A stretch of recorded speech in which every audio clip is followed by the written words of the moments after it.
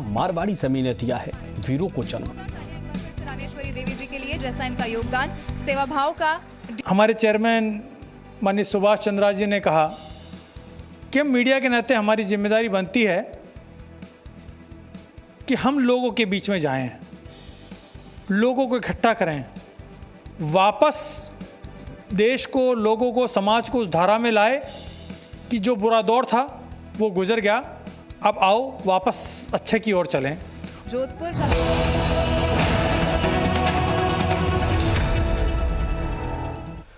नमस्कार, स्वागत है आपका। आप देख रहे हैं 33 जिले 33 खबर। मैं हूं आपके साथ संजय यादव। खबरों की शुरुआत करते हैं जैसलमेर लाठी में भादरिया गांव के पास जंगल में आग लगी है। बड़ी खबर, केरू गुफा के पास 4-5 किलोमीटर के दायरे में आग लगी है। आग से जंगल में घास जलकर राख हो गई और ग्रामीण और भदरिया गौशाला के कर्मचारी पहुंचे हैं मौके पर। आग लगने के कारणों का अभी तक हालांकि खुलासा नहीं हो पाया। दिन की तस्वीरें आपको दिखा रहे हैं और कुछ दिन पहले भी इसी जगह आग लगी थी। इस बार भी काफी दायरा आग की चपेट में है। 4 से 5 किलोमीटर का दायरा बताया जा रहा कि आग के चपेट में है और स्थानीय लोगों ने अपने दम पर, अपने तरीके से आग बुझाने की कोशिश की है। और ये तस्वीर इस वक्त आपको दिखा रहे, देख सकते हैं आप, पूरा का पूरा मैदान फिलहाल आग की चपेट में दिखाई दिया।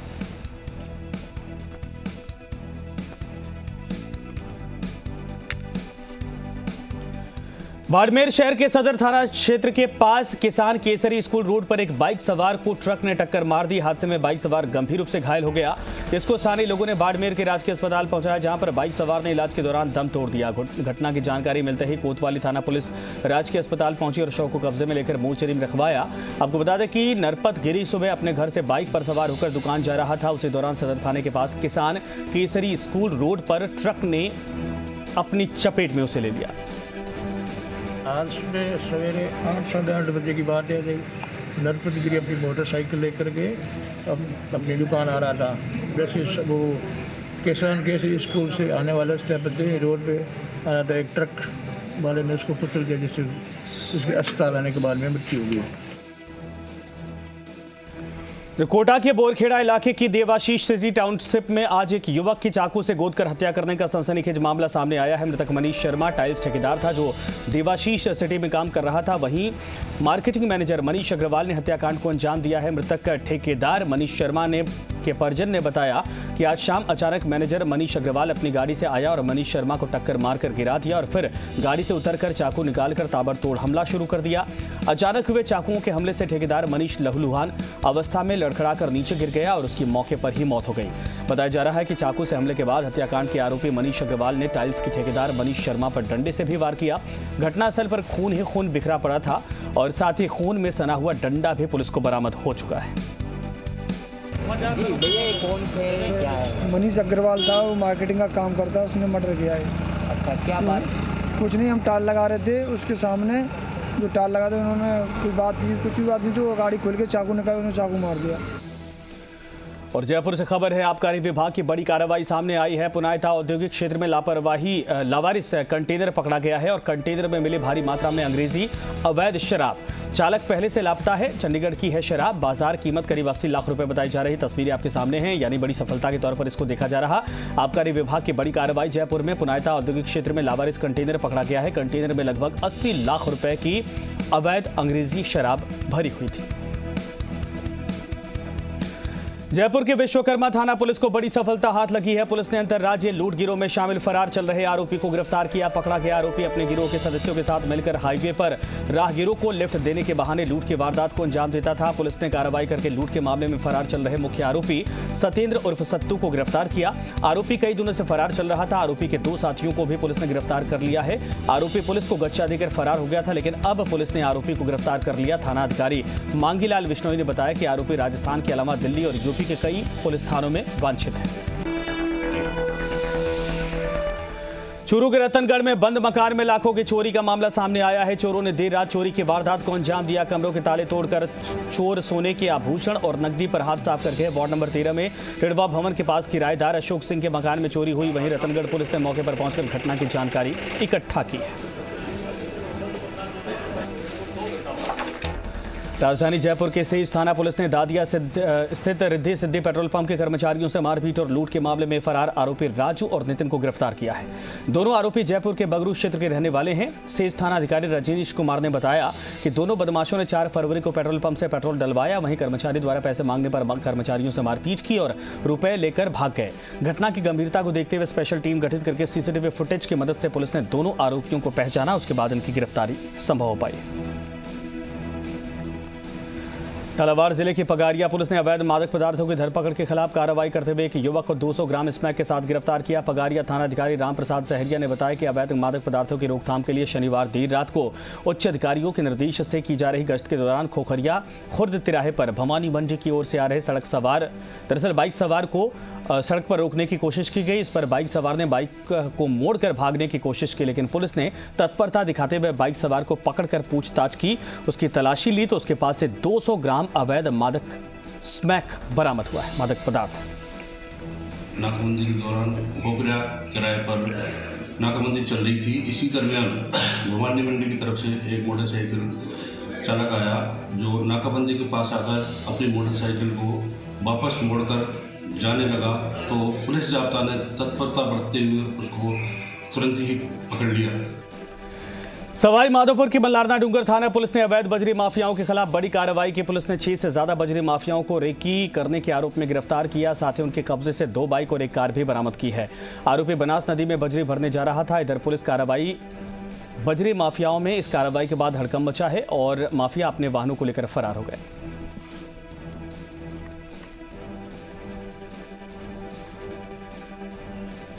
सीकर जिला मुख्यालय पर जहां लगातार 9 दिन से सर्वोच्च न्यायालय का फैसला मानते हुए पुरानी पेंशन लागू करने की मांग को लेकर राजस्थान समायोजित शिक्षा कर्मी संघ राज्य स्तरीय कार्मिक अनशन पर बैठे हैं। वहीं संघ की डूंगरपुर इकाई के नेतृत्व में शहर में रैली निकाली गई, जो कि अंबेडकर सर्किल से रवाना होकर बजरंग कांटा कल्याण सर्किल होते हुए जिला कलेक्ट्रेट पहुंची, जहां संघ के पदाधिकारियों द्वारा मुख्यमंत्री के नाम एसडीएम गरिमा लाटा को ज्ञापन सौंपा गया।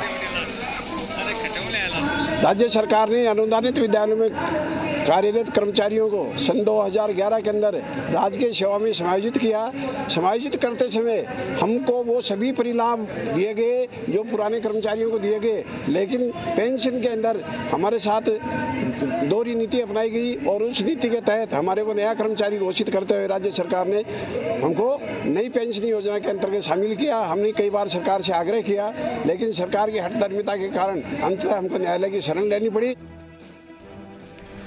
सीकर और दौसा हाईवे पर भूमि अवाप्ति के मुआवजे में हुए करीब 2 से ढाई करोड़ की घपले की जिला प्रशासन की विभिन्न विभागीय जांच बैंक से आधे अधूरे मिले दस्तावेजों के कारण अटक गई है और कोटक महिंद्रा बैंक के अधिकारियों ने जिला प्रशासन को 1.5 महीने बाद भी दस्तावेज उपलब्ध नहीं करवाए। वहीं दूसरी तरफ जिला प्रशासन भूमि अवाप्ति के मुआवजे में हुए घपले की रिपोर्ट दर्ज करवाने के 1.5 महीने बाद भी बनी पार्क थाना पुलिस को दस्तावेज उपलब्ध नहीं हो पाए हैं और जिला प्रशासन की 6 सदस्यीय जांच कमेटी अब तक ये जानकारी भी नहीं इकट्ठा कर पाई कि मुआवजा राशि का फर्जी तरीके से किन लोगों के बैंक खातों में ट्रांसफर किया गया था।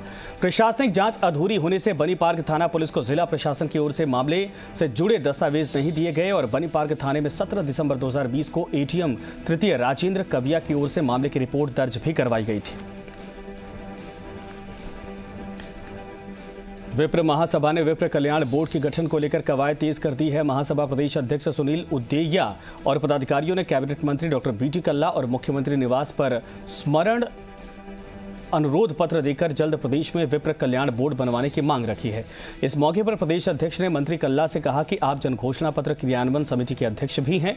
विधानसभा चुनाव से पूर्व कांग्रेस पार्टी ने जनघोषणा पत्र में ब्राह्मण समुदाय से विप्र कल्याण बोर्ड बनाने का वादा किया था, जिसे सरकार अब पूरा करे।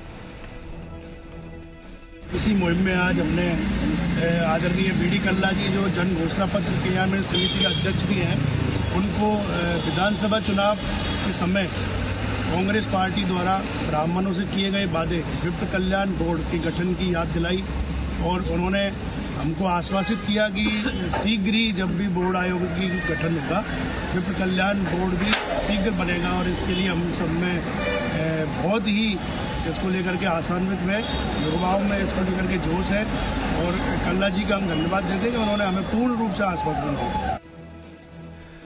जयपुर एडीसीपी के साथ हुई घटना पर राज्य मंत्री डॉक्टर सुभाष गर्ग का बयान सामने आया। उन्होंने कहा कि मामले की निष्पक्ष जांच होनी चाहिए जिससे दूध का दूध और पानी का पानी हो सके। साथ ही मंत्री गर्ग ने कहा कि एडीसीपी को उस जगह सिविल ड्रेस में नहीं जाना चाहिए था। इस तरह की घटनाएं भी नहीं होनी चाहिए। कौन जिम्मेदार है ये तय होना चाहिए। इसके अलावा एडीसीपी राजेंद्र खोत के साथ भरतपुर पुलिस द्वारा मारपीट के मामले का वीडियो भी वायरल हो रहा। वीडियो में एडीसीपी गुहार लगा रहे हैं। वहीं पूर्व सीएम वसुंधरा राजे ने भी इस मामले में ट्वीट कर लिखा है कि आरोपी पुलिसकर्मी के खिलाफ कार्रवाई हो। एडीसीपी राजेंद्र खोत के साथ भरतपुर में मारपीट हुई थी। पूर्व सीएम राजे ने कहा कि यह सख्ती पुलिस बदमाशों को पकड़ने पर दिखाए तो बेहतर है, मामला जांच तक ना रहे, आरोपियों पर कार्रवाई हो। मेरी जानकारी में नहीं आया कि ड्रिंक कर रखी हो, तो जो वीडियो है आपके पास जो उपलब्ध हैं उसके आधार पर आप देख सकते हैं। और जहाँ तक रही बात गश्त का, तो मेरे आदमी गश्त पर थे और जगह जो है वो थोड़ी सी डेंजरस जगह है और उस जगह नॉर्मली लूट वगैरह की वारदात कई बार हो जाती है। जैसा बाकी तो जांच का विषय, इसलिए मैं ज़्यादा बोलूँगा नहीं। 10 जनवरी से विधानसभा के बजट सत्र की शुरुआत होने जा रही है। बजट आने से पहले शिक्षक संगठन अपनी मांगों को लेकर सरकार की ओर आस की नजरों से देख रहे हैं। अखिल राजस्थान राज्य कर्मचारी संयुक्त महासंघ, संरक्षक और शिक्षक संघ सियाराम प्रदेश अध्यक्ष सियाराम शर्मा ने बताया कि सरकार ने घोषणा पत्र में जिन वादों को शामिल किया उनको पूरा करना चाहिए। साथ ही 2014 के बाद लगे हुए शिक्षकों को पुरानी पेंशन स्कीम का लाभ दिया जाना चाहिए। इसके साथ ही प्रदेश में अनियमित कर्मचारी हैं उनको नियमित करके उनका कैडर बनाया जाना चाहिए जिससे उनके वेतन वृद्धि हो सके। सहायक कर्मचारियों की आज बहुत बड़ी आवश्यकता है कि शिक्षा विभाग में स्कूल को भी व्यवस्था सुधारने के लिए, उनकी सफाई बरकरार रखने के लिए सहायक कर्मचारियों की नियुक्ति इस बजट में इस प्रकार की उनको प्रावधान किया जाना चाहिए। शैक्षिक भौतिक संसाधन जब तक उपलब्ध नहीं होंगे तब तक शिक्षा में गुणात्मक सुधार की बात हम नहीं कर सकते।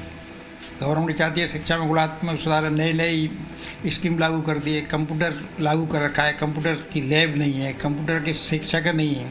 तो ये बजट में इस प्रकार का प्रावधान होना चाहिए। और मूल रूप से जो ये घोषणा पत्र में इन्होंने जो कहा है इन सारी बातों पर उसको गवर्नमेंट को करना चाहिए। वैसे कर्मचारियों की आशा है, उम्मीद भी। देश के 33 सैनिक स्कूलों में अब तक केवल लड़कों को ही प्रवेश देकर सेना के लिए तैयार किया जाता रहा है, लेकिन इस साल पहली बार सभी सैनिक स्कूलों में कक्षा 6 से बालिकाओं को भी प्रवेश परीक्षा के लिए मौका दिया जा रहा है। देश में सबसे पहले खोले गए 5 सैनिक स्कूलों में से एक चित्तौड़गढ़ के सैनिक स्कूल में 10 सीटों के लिए 818 आवेदन आए हैं जिसकी प्रवेश परीक्षा आयोजित हुई। वहीं सैनिक स्कूल झुंझुनू में 10 सीटों के प्रवेश के लिए 445 आवेदन मिले हैं। प्रवेश परीक्षा के पास इसमें 5 बालिकाओं को मेडिकल करवाया जाएगा और बालिकाओं के प्रवेश के लिए 2 मंजिला हॉस्टल बनाने के लिए 12 करोड़ रुपए की राशि मंजूर की गई। बालिकाओं के अस्थायी आवास के लिए कैंपस परिसर में ही जगह तय की जा चुकी है और बालिकाओं की दृष्टि से सैनिक स्कूल के इतिहास में मिजोरम के बाद अब चित्तौड़गढ़ को भी शामिल किया गया है। बच्चों को यहाँ पे तो नहीं था राजस्थान में अभी तक, तो वो हो रहा है। तो हमारे लिए it is a major challenge also, like I said, plus a big opportunity to prove ourselves कि हम कर सकते हैं, वी कैन डू दिस। और देश के हिसाब से, कंट्री के हिसाब से अगर आप पूरा देखें तो Punjab, Rajasthan, Haryana, Rajasthan being the biggest state, ये आर्म फोर्सेस में मैन पावर कंट्रीब्यूशन करने वाला ये बेल्ट मैक्सिमम है। तो उसमें लड़कियों का एंट्री होना हमारे लिए it's a big opportunity for us. 50 candidates Chittorgarh शहर के 5 सेंटर्स में अपेयर हो रहे हैं। तो ये एक अभूतपूर्व संख्या है और ये शो करता है कि बहुत उत्साह है बच्चों में। और इसमें 240 के आसपास जो है मतलब गर्ल्स कैंडिडेट्स हैं अपने चित्तौड़गढ़ शहर के लिए इन 5 सेंटर्स में। संस्कृति युवा संस्था की ओर से प्रदेश के प्रतिभाओं का सम्मान समारोह किया गया। राजधानी जयपुर के त्रिमूर्ति सर्किल स्थित होटल ग्रांड ओनियारा में राजस्थान गौरव सम्मान से सम्मानित किया गया। कार्यक्रम में मंत्री बीटी कल्ला, हाईकोर्ट जस्टिस गोवर्धन लाल बाड़धार की ओर से जी राजस्थान न्यूज के वरिष्ठ विशेष संवाददाता सुशांत पारिक को भी राजस्थान गौरव सम्मान से सम्मानित किया गया। संस्कृति युवा संस्थान के अध्यक्ष सुरेश मिश्रा ने बताया कि 25वें राजस्थान गौरव अवार्ड समारोह में प्रदेश की प्रतिभाओं को सम्मानित किया गया। इसमें साहित्य, कला, शिक्षा, प्रशासनिक सेवा, पुलिस सेवा, समाज सेवा, पत्रकारिता, चिकित्सा सहित विभिन्न प्रतिभाओं को राजस्थान गौरव के अलंकरण से विभूषित किया गया है। संस्कृति संस्थान के द्वारा प्रतिवर्ष शिक्षा, चिकित्सा, समाज सेवा, पत्रकारिता और विभिन्न विधाओं में काम करने वाले प्रतिभावान लोगों का सम्मान किया जाता है। ये बहुत ही अच्छी परंपरा है, क्योंकि इससे और लोग भी समाज सेवा की प्रेरणा लेते हैं और एक दूसरे से प्रेरित होकर आगे बढ़कर समाज में अपना योगदान देते हैं। युवा संस्कृति संस्थान के द्वारा प्रतिवर्ष शिक्षा, चिकित्सा, समाज सेवा।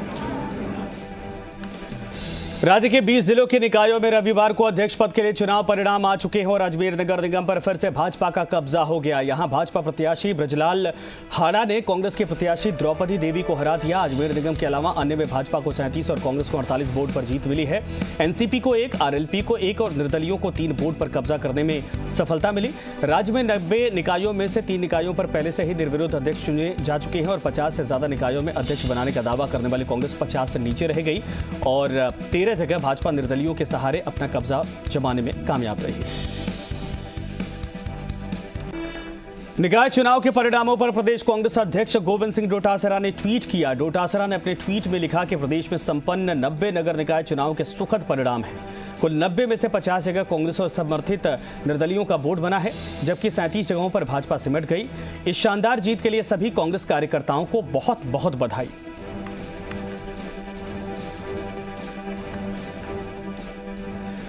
राहुल गांधी के 12-13 फरवरी के संभावित राजस्थान दौरे को लेकर आज कांग्रेस प्रदेश अध्यक्ष गोविंद सिंह डोटासरा हनुमानगढ़ पहुंचे और इस दौरान डोटासरा ने हनुमानगढ़ जंक्शन स्थित विधायक विनोद कुमार के निवास पर विधायक विनोद कुमार, दोहर विधायक अमित चाचाड़ और कांग्रेस कार्यकर्ताओं से चर्चा की।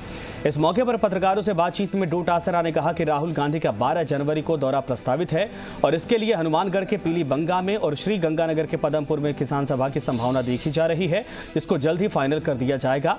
13 फरवरी को राहुल गांधी की राजस्थान में किसी अन्य जगह किसान सभा भी रखी जा सकती है। जगह बड़ी मीटिंग करेंगे और बाकी जो किसानों से मिलने का और कार्यक्रम जो है वो है ही है। हनुमानगढ़ या गंगानगर में भी मीटिंग देखिए, एक हमने अभी तक जो तय किया है उसमें एक पदमपुर मंडी का कार्यक्रम कर रहे हैं, एक पीलीबंगा मंडी का कार्यक्रम कर रहे हैं। भाजपा प्रदेश अध्यक्ष डॉक्टर सतीश पुनिया आज शेखावटी के दौरे पर हैं। मूल रूप से पुनिया चूरू जिले के सादुलपुर के रहने वाले हैं। ऐसे में शेखावटी में आज उनके दौरे में सीएम के फील वाला क्रेज देखा गया। कई जगहों पर कार्यकर्ताओं ने अगले सीएम के तौर पर भी प्रदेश अध्यक्ष डॉक्टर सतीश पुनिया के नारे लगाए। इस मौके पर जी राजस्थान न्यूज से खास बातचीत करते हुए डॉक्टर पुनिया ने कहा कि ये केवल कार्यकर्ताओं की मनोभावना है। उनका लक्ष्य है कि प्रदेश को 2023 में कांग्रेस से मुक्त बनाया जाए। सीएम कौन बनेगा ये फैसला पार्टी को करना है, आला कमान को करना है। भाजपा प्रदेश अध्यक्ष डॉक्टर सतीश पूनिया आज सादुलपुर जा रहे हैं और झुंझुनू में कई जगह पर उनका स्वागत हुआ है और गर्मजोशी के साथ स्वागत हुआ है। कार्यकर्ताओं में जबरदस्त उत्साह है। हमारे साथ खुद पूनिया साहब है। सर बताएं, बहुत ज़्यादा जबरदस्त उत्साह है, क्या कहेंगे? नहीं, ये उत्साह तो कार्यकर्ता के नाते ही है, क्योंकि मैंने अपना जीवन कार्यकर्ता से शुरू किया, साधारण परिवार में पैदा हुआ और दुनिया की सबसे बड़े राजनीतिक संगठन का मुखिया बना हूँ। तो स्वाभाविक तौर पर कार्यकर्ता के नाते कार्यकर्ताओं में अपनत्व, उनका जो लगाव है, बरसों तक इनके बीच में काम किया है, तो उसके कारण इनको एक उत्साह लगता है, उमंग लगती है कि उनके बीच का पार्टी का कार्यकर्ता अध्यक्ष बना है। तो इस नाते मैं सहजता से, विनम्रता से इनका अभिनंदन भी करता हूँ, सत्कार के लिए इनको धन्यवाद देता हूँ। और मैं ये मानता हूँ कि पार्टी में कार्यकर्ता ही बड़ी ताकत है, जो ज़मीन से उठकर जो फर्श से लेकर अर्श तक जा सकता है। वो यदि किसी में ताकत है, वो पार्टी के कार्यकर्ता में ही है। लेकिन हनुमान बेनीवाल भी भाजपा में आए और अब वो ही भाजपा के खिलाफ खड़े हो गए हैं किसान आंदोलन में साथ देने, क्या कहेंगे? उन्होंने भी एक अवसर की राजनीति की है भाजपा के। देखिए, पार्टी भारतीय जनता पार्टी तो बहुत पुराना विचार है और क्योंकि कांग्रेस आज़ादी के बाद तात्कालिक परिस्थितियों से पनपी थी, लेकिन देश का विचार, माटी का विचार, देश के लोगों का विचार, वो भारतीय जनता पार्टी का विचार है। जो दूसरी पार्टियां हैं, छोटे दल हैं, उनका अपना एजेंडा है, वो साथ आते हैं और चले जाते हैं, लेकिन भारतीय जनता पार्टी की यात्रा पर, उसके विचार पर इसका कोई असर नहीं होगा। हनुमान बेनीवाल के साथ के जो दरवाजे हैं वो अभी भी खुले हैं। देखिए, केवल मैं किसी व्यक्ति विशेष की या दल विशेष की बात नहीं करूंगा, अपने एजेंडे के हिसाब से काम करते हैं। परिस्थितियां क्या होगी ये तय करेंगे। ये थे हमारे साथ सतीश पुनिया, जिन्होंने बताया कि अवसर की राजनीति कांग्रेस ने की है और यही कारण है कि वो कांग्रेस का नाम लेकर और अपनी राजनीतिक रोटियां सेक रही है। संदीप केडिया, जी मीडिया, झुंझुनू। केंद्रीय कपड़ा और महिला बाल विकास मंत्री स्मृति ईरानी ने केंद्र की मोदी सरकार के बजट को आत्मनिर्भर भारत निर्माण में उद्योग, किसान, महिला, नौजवानों की मदद करने वाला बताया। उन्होंने कहा कि प्रधानमंत्री मोदी ने वैश्विक महामारी कोविड-19 की चुनौतियों से उभार कर सशक्त राष्ट्र के निर्माण की कल्पना साकार करने का प्रयास किया है। इसमें 1 lakh crore agri infra fund महिलाएं जो समूह में काम करती हैं उनके लिए क्रेडिट की राशि को 10 लाख से 20 लाख तक का बढ़ाना, एमएसएमई को हमारे देश में 3 लाख करोड़ से ज्यादा का समर्थन, बैंक की व्यवस्थाओं से इसको प्रतिस्थापित करना, आत्मनिर्भर भारत पैकेज में सतत जनता की, उद्योग की, किसान की, महिला की और नौजवानों की मदद नरेंद्र मोदी सरकार ने की। प्रदेश के वरिष्ठ अध्यापक लंबे समय से तबादलों का इंतजार कर रहे हैं। जनवरी में कार्मिक विभाग के आदेशों के बाद अन्य विभागों के साथ साथ शिक्षा विभाग में भी तबादले किए गए, लेकिन शिक्षा विभाग में प्राचार्यों, प्रधानाध्यापकों और व्याख्याताओं के ही तबादले किए गए। आवेदन लेने के बाद भी वरिष्ठ अध्यापकों के तबादले नहीं करने पर वरिष्ठ अध्यापकों में अब आक्रोश बढ़ता जा रहा है। इसके लिए वरिष्ठ अध्यापकों ने जनवरी में भी शिक्षा मंत्री को ज्ञापन देकर तबादला सूची जारी करने की मांग की थी, लेकिन अभी तक सूची जारी नहीं हुई। ऐसे में शिक्षकों ने आज राजस्थान एकीकृत शिक्षक महासंघ के बैनर तले राजधानी जयपुर में शहीद स्मारक पर धरना प्रदर्शन किया। और इसी के साथ फिलहाल इस बुलेटिन में इतना ही, लेकिन तमाम खबरों के लिए बने रहिए राजस्थान के साथ।